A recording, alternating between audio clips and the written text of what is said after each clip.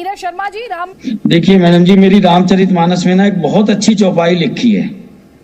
जाकी रही भावना जैसी प्रभु मूरत तिन देखी जैसी।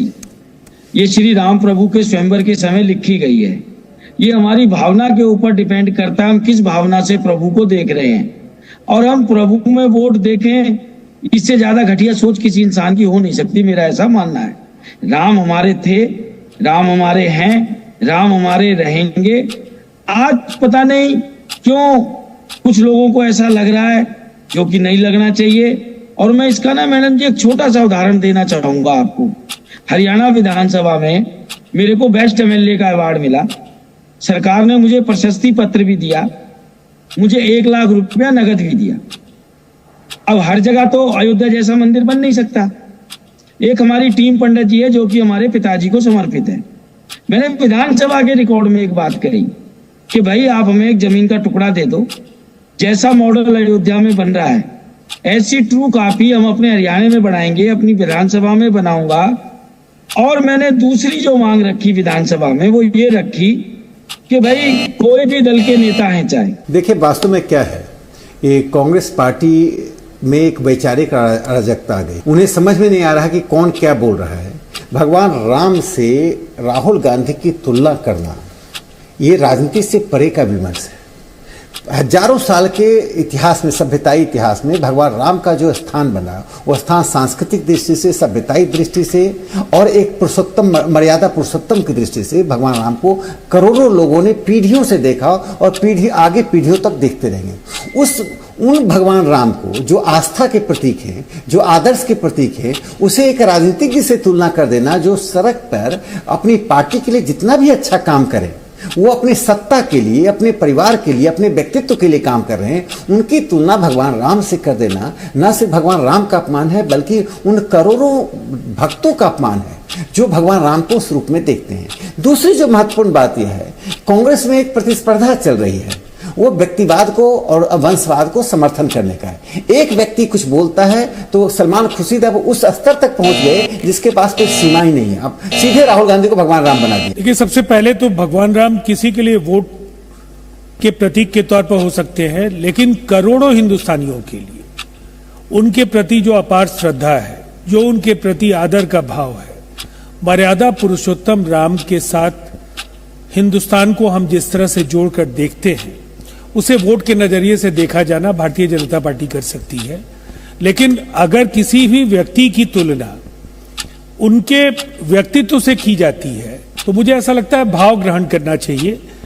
एक राजनेता के तौर पर जनता से संवाद करना एक वनवास की तरह, वो दर दर निकल करके लोगों से मिल रहे हैं, उन लोगों की वेदना, उनकी पीड़ा को साझा कर रहे हैं।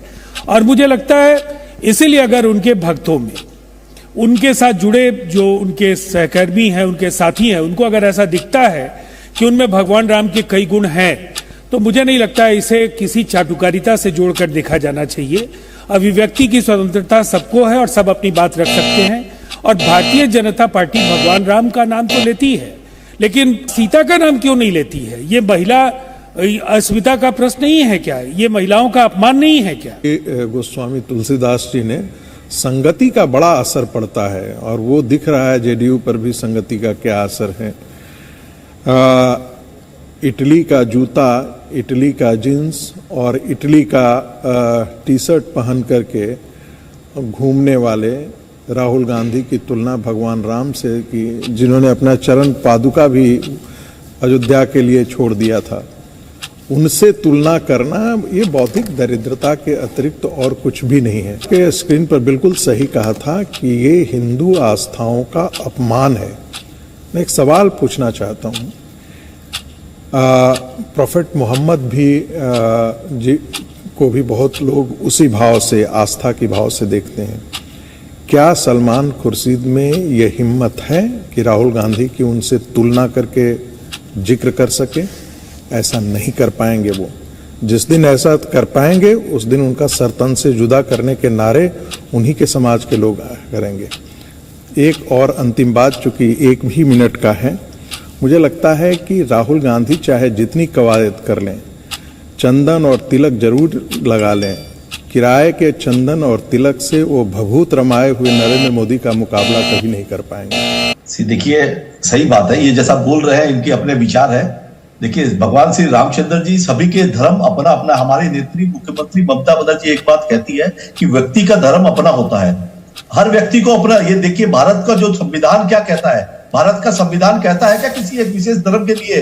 अगर आज कोई भी व्यक्ति राम की बात करता है तो अहंकारी रावण की भी बात होनी चाहिए कि एक अहंकारी सरकार जो दिल्ली में बैठी हुई है रावण की तरह, वो जो जिस तरह से विपक्षी आवाजों को दबा दिया जाता है, विपक्षी लोगों की बात नहीं सुनी जाती है पार्लियामेंट के अंदर में, जब भी संसद चलती है संसद के अंदर में कोई भी तरह की कार्रवाई को रोक दिया जाता है, जब इच्छा तब अपनी मनमानी करने वाली सरकार है, ये रावण की तरह चलने वाली सरकार है।